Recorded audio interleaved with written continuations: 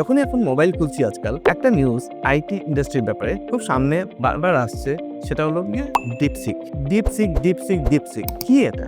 এটা জাস্ট আমরা যেরকম চ্যাট জিপিটি ইউজ করতাম সেরকমই এটা একটা এআই বেসড টেকনোলজি যেটা চায়না থেকে ডেভেলপ হয়েছে।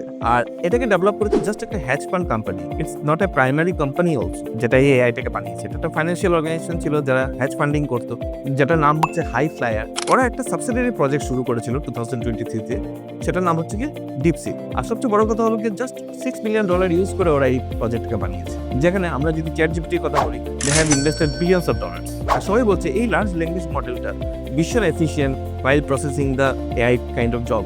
তার জন্য আমি ডাউনলোড করলাম আমার মোবাইলে, আর পরে বললাম দেখা যাক কি এমন জিনিস এটা। নো ডাউট এটা অনেক ভালো রেজাল্ট দিয়েছে, it's performance is very good, but there is a problem. Let me show you one.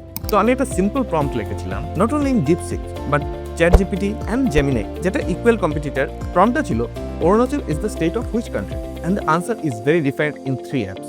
যেখানে চ্যাট জিপিটি অনেক ডিটেলসে আনসার দিয়েছে, জেমিনাই জাস্ট সিম্পলি বলেছে the state of India, R gas what, DeepSeek এটা আনসারই দিতে পারে। I know it's a controversial question for any Chinese company. এখন প্রশ্ন হলো আমরা কতটুকু এই এআই মডেলকে ট্রাস্ট করতে পারি এবং এটার আনসার রিলায়েবল কি না। তো এই ব্যাপারে আপনার কি মতামত সেটা কমেন্ট করে অবশ্যই জানান।